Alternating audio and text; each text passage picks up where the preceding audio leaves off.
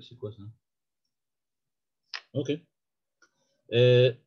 On commence comme ça. Donc, au début du chapitre, on va lire juste les quelques premières lignes. Après ça, on va passer directement au texte du Maharal. Il y a maintenant un très long paragraphe dans lequel le Maharal va simplement citer la Gemara concernant Shiva Asar Betamuz et Tisha B'Av. On va juste lire le début. Il nous dit, Masechet Tanit est donc écrit, il y a 5 choses qui ont eu lieu à Shiva Asar Betamuz, le 17 Tammuz, et 5 autres qui ont eu lieu à Tisha B'Av. Ce qui s'est passé le 17 Tammuz, c'est que les louchot que Moshe Rabbeinu avait reçus sur le mont Sinaï, il les a jetés et il les a cassés le jour du 17 Tammuz. À part ça, au moment de la destruction du temple, c'est-à-dire au moment du siège sur Jérusalem, le 17 Tammuz, c'est le jour où Boutal Atamid, c'est-à-dire que tous les jours, les Kohanim offrait un korban qui s'appelle le korban tamid, le matin et l'après-midi, et il s'est annulé définitivement le jour du 17 Tammuz. Le même jour, Uvkea Aïr, c'est-à-dire que les Romains ont réussi à faire une brèche dans la muraille et à rentrer. Saraf Apostomus et Torah, un Romain du nom d'Apostomus a brûlé un Sefer Torah, et il a mis à l'intérieur du Beth Amikdash, on en avait parlé au moment de Titus, il avait mis une idole à l'intérieur du Kodesh HaKodashim, du Saint des Saints, à l'intérieur du temple. Ça, c'est ce qui est arrivé le 17 Tammuz. Tisha B'Av, là, c'est déjà beaucoup plus grave. À Tisha B'Av, ce qui s'est passé, c'est que, évidemment, premièrement, Nigzar alavotenu shelo yikansu la'aretz. Donc, c'est le jour où Dieu a décrété que les enfants d'Israël qui étaient dans le désert n'auraient pas le droit de rentrer à l'intérieur du temps, à l'intérieur d'Eretz Israël. Donc, ça, c'est la première chose qui a été fixée. Deuxième chose qui a été fixée aussi, évidemment, le 9 Av. Le 9 Av, le premier temple a été détruit et le second temple a été détruit et la ville de Bétar, dont on n'a pas entendu parler tellement parce que c'est surtout dans le chapitre 7 dont on parle de Bétar, la ville de Bétar a été conquise, bien qu'elle était une forteresse très puissante. Et enfin, Nir Resha Aïr. Et c'est aussi le jour où les Romains ont détruit absolument tout ce qu'il y avait dans la ville. Quand on parle de la ville ici à Ir, ce n'est pas Jérusalem, on va dire Rabati, la grande, mais surtout ce qui était autour du temple, et ça a été entièrement rasé. Donc la ville a été rasée. Je saute tout le reste et je vais commencer là où le texte dit Kacher animtsaim em mechulakim. C'est-à-dire après que le Maharal va citer encore des longs passages de la Gemara qui racontent ce qui s'est passé à Tisha B'Av et surtout qui ramènent des preuves, à la fois des preuves historiques et des preuves scriptuaires, d'où sait-on qu'effectivement il y a eu ces 10 choses-là. Donc c'est toutes les preuves qui pour le moment ne nous intéressent pas. Quand on y arrivera, on les explicitera. Et le texte maintenant qu'on va voir du Maharal, c'est un texte très profond dans lequel le Maharal veut essayer d'expliquer en quoi la date d'un événement n'est jamais un hasard. C'est-à-dire que le Maharal définit à l'intérieur de l'histoire, de l'histoire générale, globale, et donc de l'histoire d'Israël, il définit ce qu'il appelle des événements fondateurs, c'est-à-dire des événements qui ont une importance, pas seulement pour les générations et les participants à ces événements, mais qui auront de l'importance pour l'ensemble des enfants d'Israël, pour l'ensemble de l'humanité, et qui donc sont fondateurs dans le sens qu'ils ont une véritable importance pour tout ce qui va se passer par la suite. D'un certain point de vue, on peut dire que l'histoire de François Ier n'est pas véritablement fondamentale, parce que bon, il lui est arrivé ce qu'il est arrivé, les détails de la vie et de l'histoire de François Ier sont peut-être importants pour comprendre l'époque, mais aujourd'hui, si on regarde ce qui se passe aujourd'hui, c'est pas sûr que l'ensemble de l'histoire de François Ier est important. Peut-être qu'il y a juste un ou deux événements qui ont eu lieu du temps de François Ier qui sont vraiment importants. Ça, c'est ce qu'on appelle les événements fondateurs. Et encore une fois, il faut que ce soit fondateur pour l'ensemble de l'humanité, ou bien Israël qui a un rôle à jouer en face de l'humanité, comme on va le voir dans tous les chapitres qui vont suivre maintenant, du chapitre 8 au chapitre 13, 14. On va voir l'importance d'Israël et la centralité d'Israël dans l'histoire universelle. Donc, le Maharal nous dit maintenant que Ka'asher animtsaim em mechulakim be'atzmam. Donc, la première chose que va faire le Maharal, c'est donc de montrer qu'il existe des moments importants, des événements qui ont lieu à des moments importants. Et donc, il nous dit, pour arriver à cette idée-là des événements importants, donc des moments importants, il commence par montrer que nimtsaim mechulakim be'atzmam. Il se trouve, dit le Maharal, qu'il y a les êtres sont différents du point de vue de leur nature, du point de vue de leur essence, ils sont tous différents les uns des autres. C'est-à-dire que on peut toujours dire qu'un cheval, c'est qu'un cheval. Et les chevaux sont tous pareils, ce sont tous des chevaux. Mais ce n'est pas de ça dont parle ici le Maharal. Le Maharal parle de ce qu'il appelle ici nimtsaim. Nimtsaim, ce sont les choses qui existent de facto. Quand j'ai devant moi un verre, alors je peux dire un verre, ce n'est qu'un verre. Tous les verres sont pareils, tous sont similaires, tous sont identiques. Mais ce n'est pas du tout ce que veut dire le Maharal. Le Maharal veut dire que tous les êtres, on va dire comme ça, toutes les choses qui existent, tous les existants, en philosophie on appelle ça quelquefois aussi les étants, E-T-A-I-N-T. Donc tous ces êtres qui existent, eh bien, sont tous différents les uns des autres, ne serait-ce que par la matière que chacun d'entre eux incorpore à sa réalité. Et donc, chaque chose qui est dans le monde est véritablement unique. Chaque grain de sable est absolument unique. Chaque fleur est absolument unique. Chaque oiseau, chaque homme, tout est absolument unique. Et donc, dit le Maharal, Em kulam, les nimtsaim, toutes les choses qui existent, sont mechulakim be'atzmam. Ils sont différents les uns des autres du point de vue de leur nature, du point de vue de leur essence. Même si tous les deux sont des chevaux, un est beige, l'autre est brun.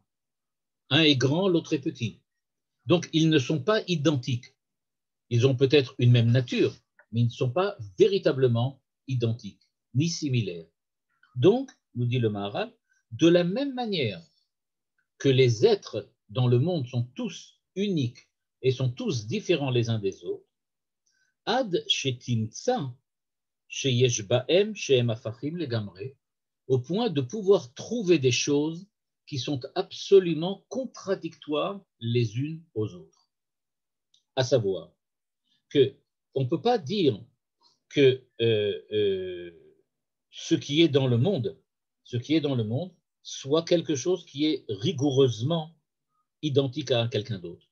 À partir de ce moment-là, il est possible de trouver, selon une échelle de comparaison, qui soit une échelle de comparaison quelle qu'elle soit, on pourra trouver des choses qui sont contraires. À savoir, si je veux comparer par exemple un lapin et un cheval, a priori, je ne peux pas. Il n'y a pas d'échelle de valeur qui me dit comment comparer un cheval avec un lapin. Mais je peux parler de la taille, je peux parler de la couleur, je peux parler de la nourriture, je peux parler de la vitesse de course. Et à ce moment-là, je peux véritablement définir des contradictions. Un court vite, l'autre court lentement. Un est petit, l'autre est grand.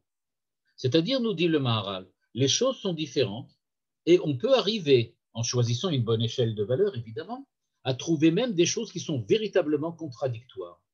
Évidemment, il va parler d'Israël avec le Amalek, ou il va parler, par exemple, de l'âme avec le corps. C'est-à-dire qu'il y a des choses qu'on peut véritablement définir comme contradictoires, contraires, opposées. L'opposition ici, elle est toujours selon une échelle de valeur définie à l'avance.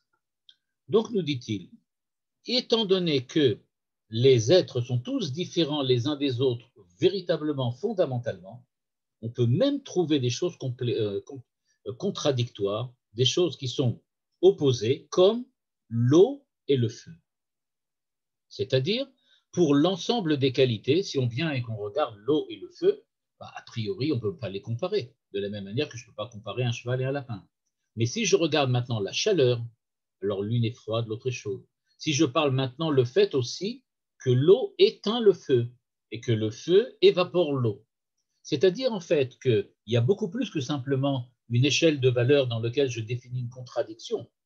Il y a maintenant quelque chose de nouveau, à savoir que l'un remet en cause l'existence de l'autre par son existence même.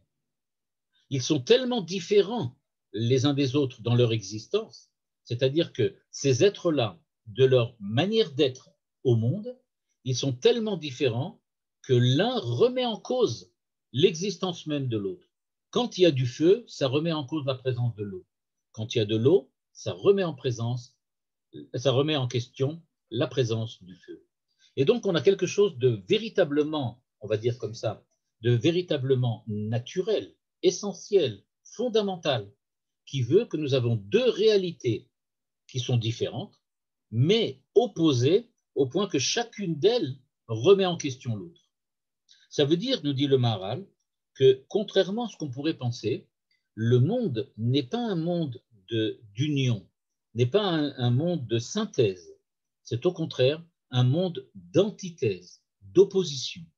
Il existe à l'intérieur du monde des réalités qui sont opposées les unes aux autres. Et cela vient du fait que chaque réalité est unique en son genre, c'est-à-dire qu'elle est toujours différente de l'ensemble des autres réalités. Et donc c'est vrai qu'un grain de sable ne remet pas en cause un grain de sable, mais le feu remet en cause l'eau et inversement. Donc nous dit-il, il faut faire attention. À partir du moment où il y a des différences entre les êtres, il y a nécessairement des êtres qui sont opposés, c'est-à-dire qui se remettent en question les uns les autres et qui risquent en fait de s'annihiler les uns les autres.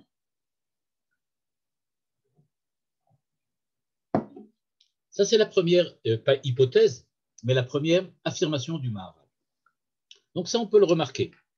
Donc, on remarque très bien qu'il y a des choses qui sont tous différentes les unes des autres, et il y en a d'autres qui sont à tel point différents qu'elles sont maintenant même opposées.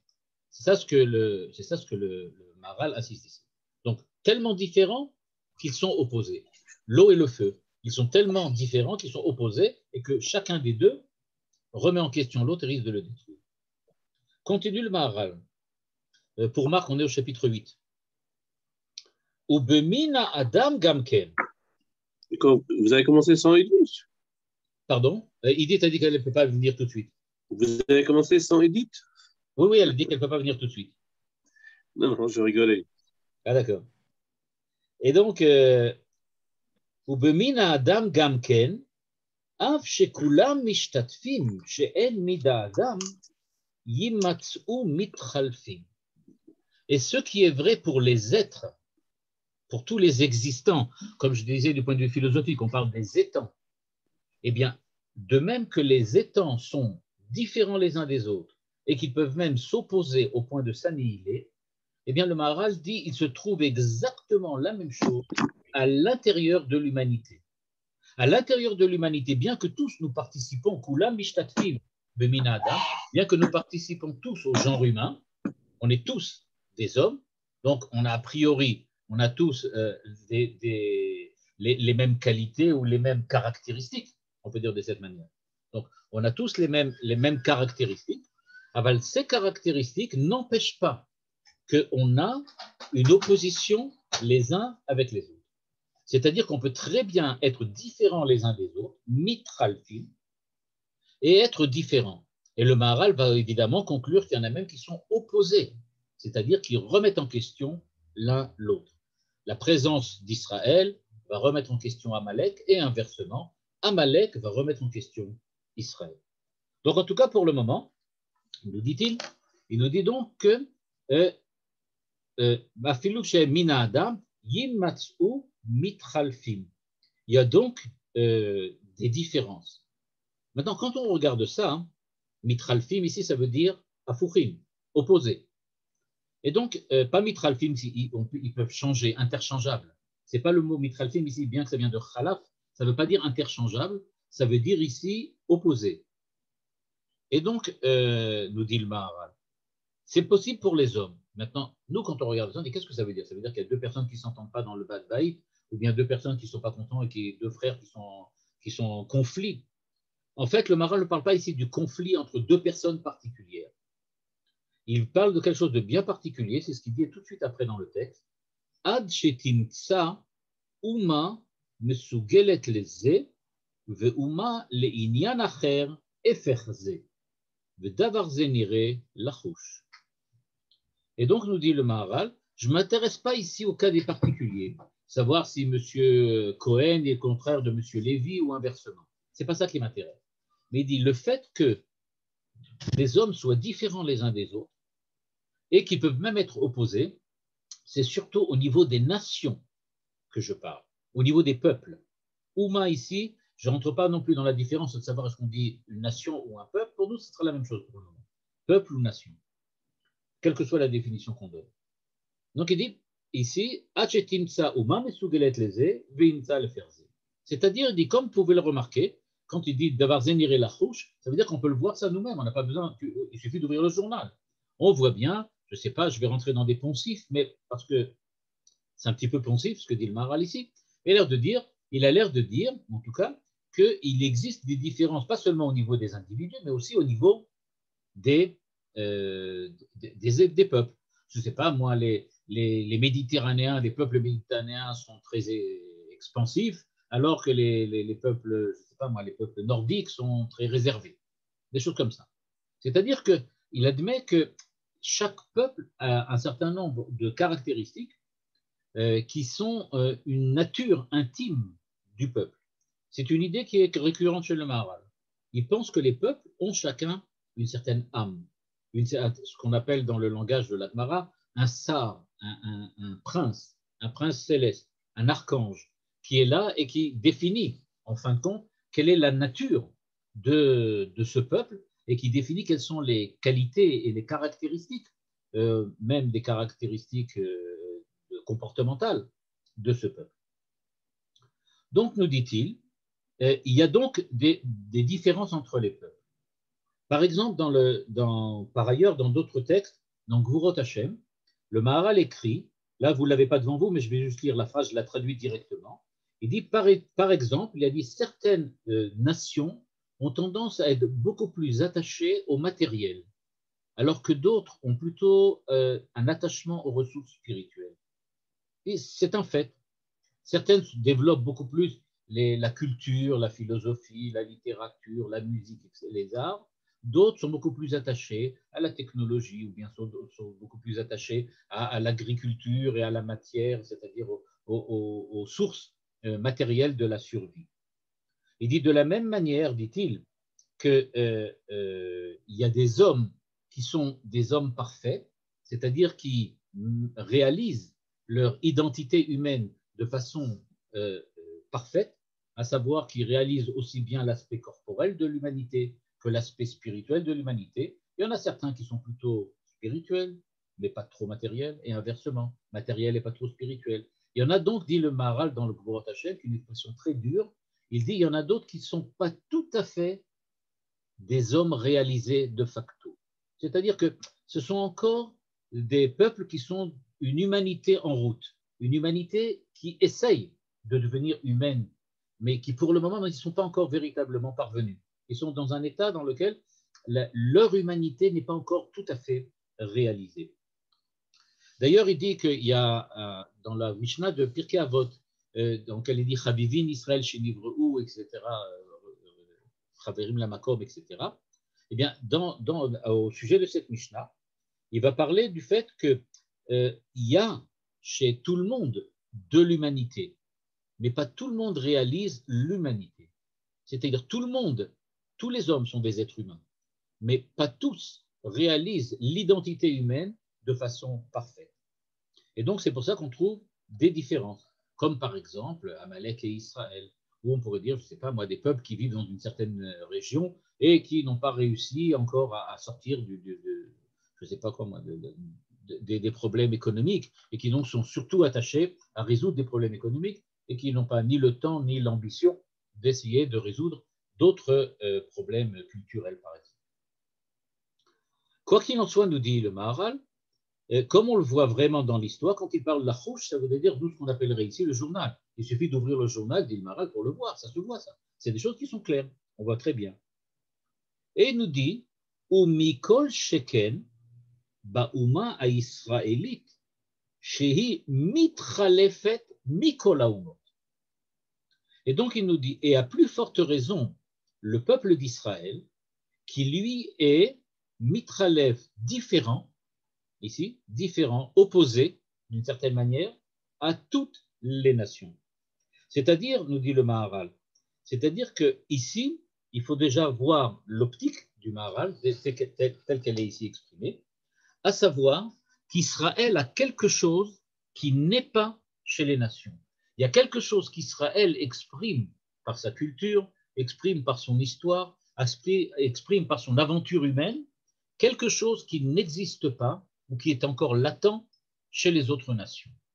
Donc il dit Kol Sheken, a plus forte raison, parce qu'Israël, on voit bien qu'elle a un souci spirituel ou qu'elle a un souci historique et religieux que n'ont pas toujours les autres nations, ou que, en tout cas, que n'ont pas de cette manière-là les autres nations. Donc, nous dit-il, il y a quelque chose de particulier. Il y a véritablement quelque chose de particulier à Israël. Donc là, pour le moment, on ne parle pas encore de Tisha B'Av, on ne parle pas encore du 17 Tammuz.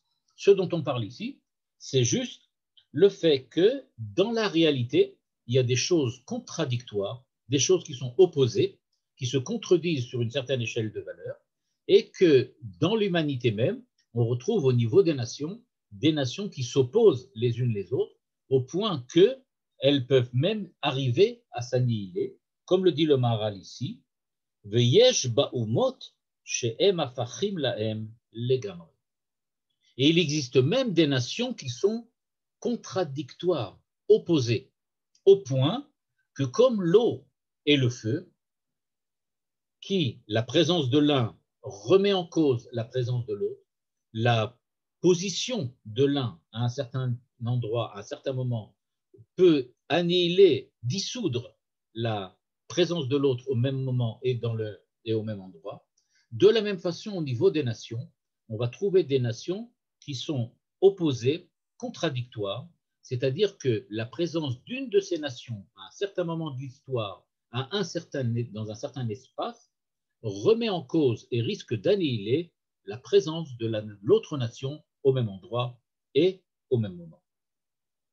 L'exemple qui est donné, par exemple, dans le livre de Or Hadash, le livre sur Hanouka, qui traite effectivement, notamment dans son introduction, de la relation particulière qui doit s'instaurer dans le cadre de l'histoire entre les nations et Israël, eh bien, là-bas, il explique, je lis, il dit « La puissance d'Amalek est de repousser Israël et de l'anéantir absolument. » À savoir qu'il n'est pas possible de trouver au niveau de la nation, on parle, pas au niveau des particuliers, mais au niveau de la nation, il n'est pas possible de trouver on va dire comme ça, un champ de paix entre Amalek et Israël. Parce que la nature d'Amalek, c'est de détruire et d'anéantir Israël, et qu'Israël a reçu le commandement Timche et Zecher Amalek.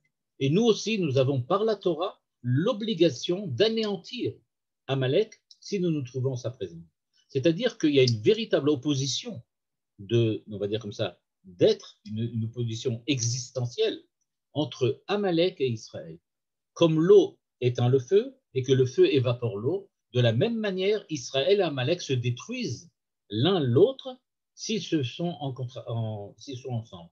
Et évidemment, celui qui est le plus fort détruira l'autre. C'est pour ça, dit le Maharal là-bas toujours, il dit, c'est ça pour ça que le mot Amalek, le nom Amalek s'oppose au nom d'Israël, parce que dans Amalek, il y a la formule qui veut dire Aklaton, Meroukal. Amalek, si on prend les lettres Aïn, Mem, Lamed, Kouf, et qu'on les change, on trouve Meroukal, tordu. Et donc, Amalek est tordu. alors que Israël, Yachar, El, lui, il est droit. C'est-à-dire, dit le Maharal, on voit que même dans la dénomination de ces deux nations, Israël et Amalek, on retrouve une véritable lutte entre ce qui est tordu et ce qui est droit. Et donc, ce que veut dire ici le Maharal, c'est que de la même manière qu'il y a des choses contradictoires dans la nature, il y a aussi des hommes, c'est-à-dire des nations, qui sont opposées et contradictoires, chacune remettant en cause l'existence de l'autre. Et donc maintenant, nous dit-il, Yesh ba'umot shem afachim lahem legamre, kemo sheitba'er, comme on l'a déjà vu par ailleurs dans d'autres textes. Lefichach amru. Et maintenant, le Maharal passe à autre chose. Jusqu'à présent, on a parlé donc de la nature des choses. On a parlé qu'il y a des choses dont la nature est opposée à la nature d'autres choses. Maintenant, on va passer au niveau du temps. Pourquoi du temps? Parce qu'effectivement, le texte que le Maharal a commencé à étudier, qui parle donc du 17 Tammuz et du 9 Av, parle évidemment de l'année, du calendrier, donc du temps. Et maintenant, il va y avoir un développement très impressionnant sur la notion de temps que le Maharal va ici développer. Et il nous dit, Yesh ba'umot she'afachim legamre, ou le fichach amru, c'est-à-dire, après qu'on ait donc parlé de cela, de quoi on parle maintenant? On parle du temps. En lecha davar she'en lo zman meyuchad. Il n'existe pas quelque chose qui n'a pas son temps propre. Alors, on va commencer par expliquer ça de la même manière que le Maharal l'explique ici et encore aussi dans d'autres textes par ailleurs. Et après, j'essaierai d'élargir un petit peu l'idée du Maharal pour lui donner peut-être un aspect plus moderne. En tout cas, pour commencer dans l'idée du Maharal, c'est-à-dire dans l'idée, on va dire plutôt dans la culture du Maharal à l'époque. Le Maharal veut dire que chaque chose est différente d'autre chose. Je prends un grain de sable, ce n'est pas la même chose que le grain de sable d'à côté. Comme j'ai dit, ce n'est pas la même quantité de matière, ce n'est pas la même matière. C'est vrai que c'est du sable dans les deux cas. Donc c'est bien de la matière sable, mais ce n'est pas exactement les mêmes atomes de sable, puisqu'il y en a un qui est à droite, l'autre qui est à gauche. Donc ce n'est pas le même. Donc ils sont bien différents. On a vu qu'il y a même des choses opposées. Eh bien, nous dit le Maharal, le grain de sable est parvenu à l'existence à un moment donné du temps, c'est-à-dire à un moment donné de l'histoire. Ce grain de sable est apparu. Je ne sais pas quand, mais il est apparu. Ce cheval est apparu. Cette fleur est apparue. Chaque chose qui existe dans le monde est apparue à un instant donné. Il y a donc quelque chose qui est absolument particulier et individuel à ce grain de sable, c'est qu'il est le grain de sable numéro je ne sais pas quoi, qui est apparu tel jour, telle date. C'est-à-dire, on sait exactement le moment, enfin on sait, il existe un moment très particulier de temps qui est, on va dire comme ça, attaché à la nature de ce grain de sable. Il est le grain de sable qui est apparu le 1er janvier 2021. C'est celui-là. Il n'y en a pas d'autre.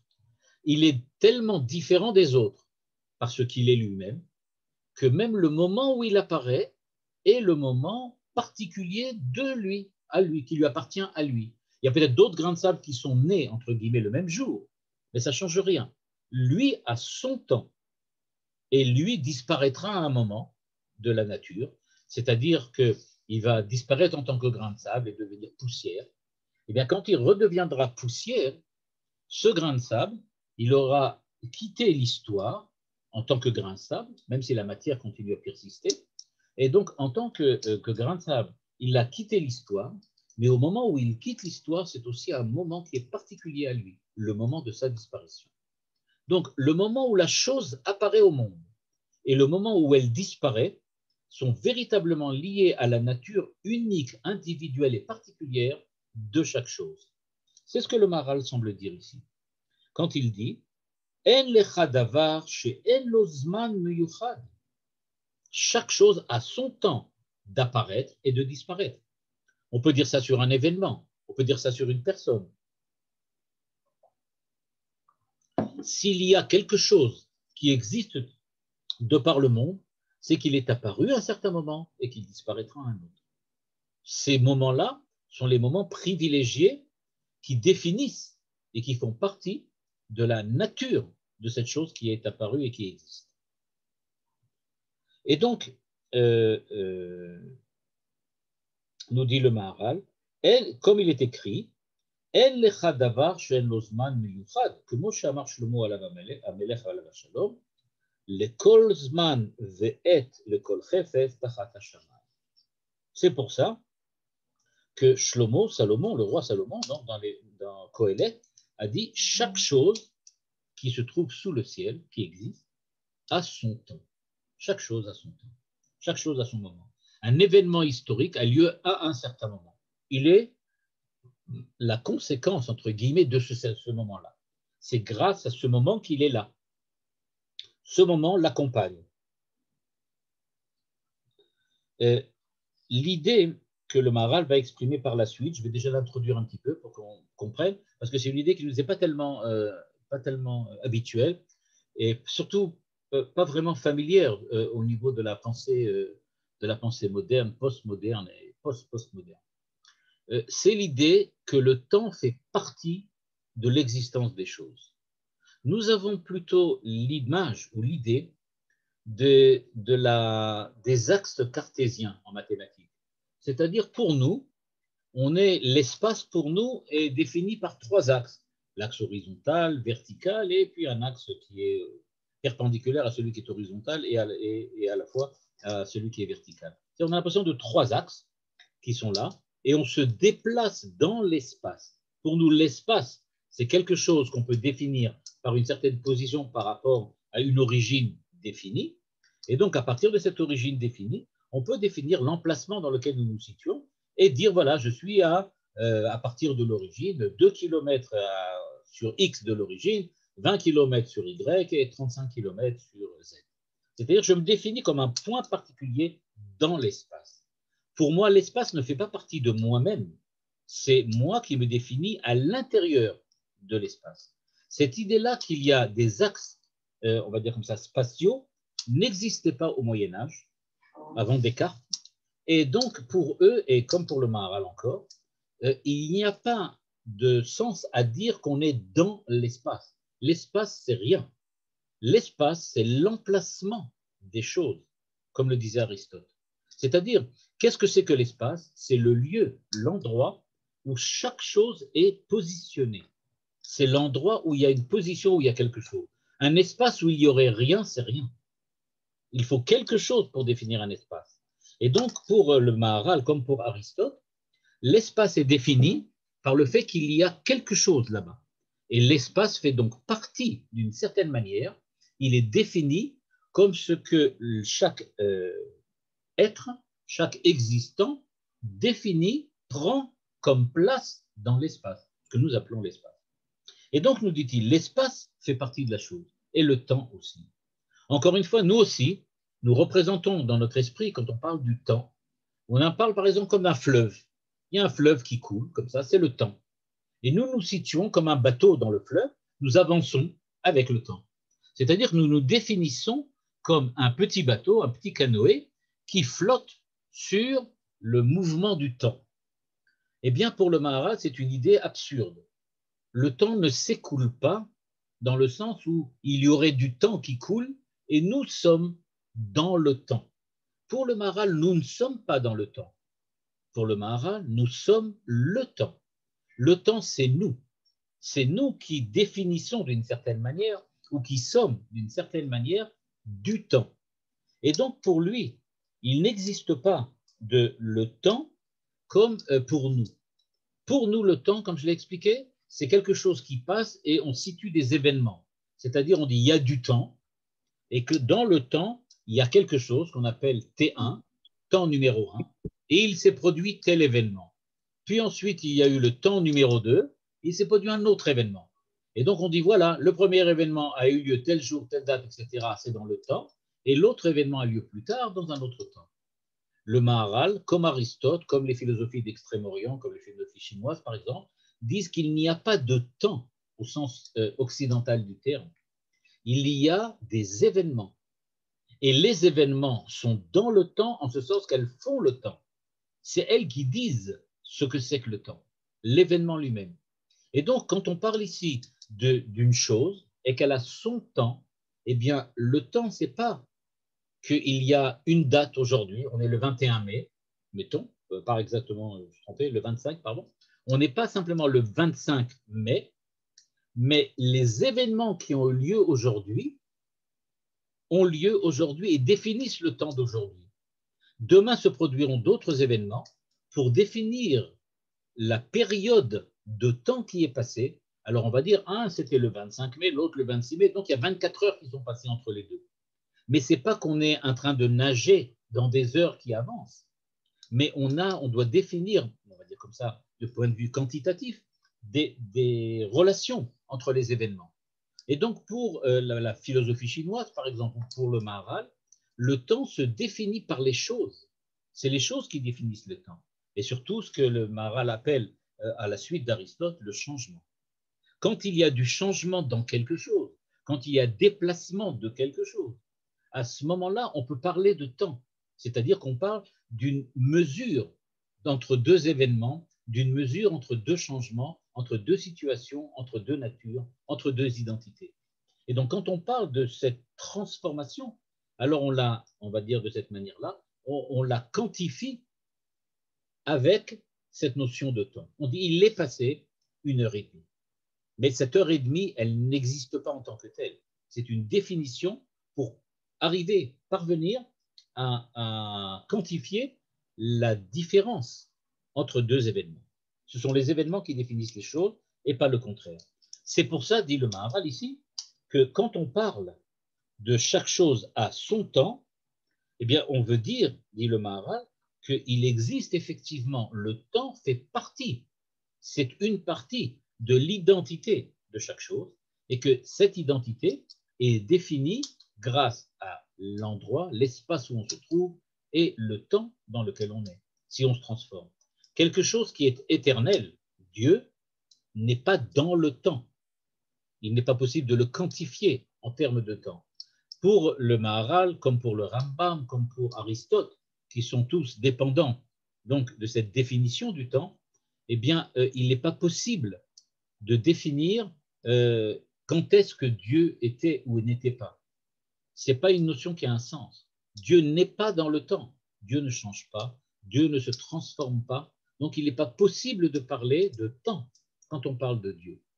Et donc, comment peut-on parler de Dieu? Seulement en termes d'éternité. Il est éternel. C'est l'éternel. C'est tout. Tout ce qu'on peut dire de lui. On ne peut pas dire il était tel temps ou pas tel temps. Où était Dieu au début de la création? Ça n'a pas de sens. Il n'y a pas de début de la création pour Dieu. Il est éternel. Le temps n'influence, ne change pas et n'a aucun sens pour lui. Et donc, nous dit-il, qu'est-ce que c'est donc que le temps? Le Maharal va le dire ici, bon, je ne vais pas vous l'envoyer, mais au début du chapitre 27, dans Netzach Israël, le Maharal dit la phrase suivante. Le temps est celui qui actualise, qui actue, on dirait, A-C-T-U-E, qui actue les choses. C'est-à-dire les choses qui étaient potentielles, qui n'existaient pas encore, qui brusquement parviennent à l'existence, qui brusquement apparaissent, pas brusquement, mais qui apparaissent, eh bien, elles apparaissent grâce au temps. Le temps fait partie d'elle-même. C'est parce qu'il y a des changements qu'il y a du temps, et on les quantifie par le temps, et ce temps pousse les choses, on peut dire d'une certaine manière. Parce que le temps est là, il y a des choses. Et donc, d'un certain point de vue, le temps participe à la réalisation existentielle des choses. Les choses parviennent à l'existence grâce au temps. C'est parce qu'il y a du temps, c'est-à-dire qu'il y a la possibilité de quantifier les différences, parce qu'il y a des changements, parce qu'il y a des évolutions, qu'on a cette notion de temps. Donc le temps aide, participe, il est en partenariat avec l'existence des choses. Parce que dit le Maharal, qui a kol taloui bazman, ou mipne shem tlouyim bazman, yotse kol echad le foal, bazman araouilo. Et étant donné que tout dépend du temps, eh bien chaque chose parvient à l'existence en son temps, à son moment. D'un certain point de vue, sans vraiment pousser le Maharal très loin, On peut dire, par exemple, une phrase pareille. Deux personnes qui naîtraient exactement au même moment ne sont pas dans le même temps, malgré tout. Parce que chacun est dans le temps de son existence propre. De même que deux lapins qui sont devant moi et qui ont l'air complètement similaires et identiques ne sont pas vraiment identiques, même s'ils sont nés au même moment, c'est-à-dire qu'ils sont là devant moi et ils sont tous exactement équivalents, les deux, mais il n'empêche que être équivalent, ça voudrait dire qu'ils ont le même temps, mais ce n'est pas le même temps. Chacun est autre chose, donc son temps est autre. Le temps fait partie de l'identité. Et donc chacun a son temps de naissance et son temps de disparition. Même s'ils ont le même temps de naissance exactement et le même temps de disparition exactement, chacun a son temps. Et le temps de chacun pousse les choses à être et pousse les choses à disparaître. Ce qui veut dire, dit le Maharal, qu'en fait, les choses dépendent du temps. Elles dépendent du temps. Parce qu'on ne peut pas être sans avoir un temps, mais on ne peut pas non plus disparaître sans avoir arrivé à son temps. Donc, pense le Maharal, nous sommes définitivement dépendants du temps. C'est pour ça, dit-il, que dans les Pirkei Avot, il est écrit En lecha adam she'en lo sha'a. Il n'existe pas d'homme qui n'a pas son temps, son heure. Chacun a son heure. Qui bame she'u metziyut meyuchad ba'olam yesh lo zman she'u meyuchad lo. De la même manière que chaque chose a sa place, il explique dans le commentaire sur les Pirkei Avot, de la même chose que chaque chose a sa place, son lieu, son espace, l'endroit dans lequel il est, de la même manière, il a son temps à lui, pas le temps de quelqu'un d'autre. Le temps qui nous semble identique, c'est dire, on est tous, par exemple, nés le 1er janvier 2021 à l'heure, à minuit. Donc, on est au même temps. Le Maharal répondrait non, parce que le temps de ma vie, le temps de mon existence n'est pas le temps de ton existence. C'est-à-dire que nous allons évoluer, nous allons changer, nous allons nous transformer, nous allons donc avoir une vie, une histoire. Cette histoire a son rythme, a ses événements, a ses influences qui sont individuelles et personnelles. Donc le temps, c'est-à-dire les évolutions, les changements, les transformations, sont personnelles et individuelles. Donc chacune a son temps. Et le temps pousse chaque chose en son temps. C'est ce que pense ici le Maharal.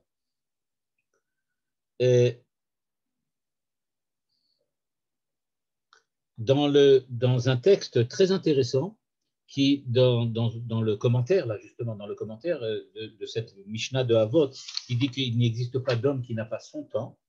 Le Maharal, je termine juste avec ça, dans ce commentaire, dit l'idée suivante. Il dit, de là on déduit que chacun d'entre nous complète le monde. Le fait que chacun ait son lieu, son temps, sa nature, fait que chacun est indispensable. On ne peut pas remplacer, interchanger deux êtres. Jamais aucun grain de sable ne peut être changé et utilisé à la place d'un autre. Chacun a sa propre vie, sa propre transformation, sa propre histoire. Il n'est donc pas possible de déloger un être du monde pour le remplacer par quelqu'un. Toujours, chaque être est à sa place, en son lieu, en son temps. Il est donc absolument nécessaire, mais pas suffisant, nécessaire à la réalisation, à la perfection, à la perfectibilité du monde. Sans lui, le monde ne sera jamais ce qu'il est. Eh bien, dit-il, c'est pour ça que chaque être, et donc chaque homme qui est né sur Terre, est indispensable à la volonté divine de la création. Dieu veut la création, Dieu veut la réalisation de cette création. C'est pour cela qu'on ne pourra jamais remplacer quiconque par n'importe qui ou par quelqu'un d'autre. Chacun est absolument indispensable. Amalek compris, le mal compris, chaque être, absolument. Tout a de l'importance parce que tout se trouve là. L'existence d'une chose, c'est ce qui définit, on va dire comme ça, sa nécessité. À partir du moment où une chose existe, c'est qu'elle est nécessaire. À partir du moment où elle disparaît, c'est que son existence passée était nécessaire à l'évolution du monde. Il n'y avait pas de possibilité de la remplacer par quiconque. Elle est absolument unique et indispensable. Bon, ben, si vous avez des questions, ben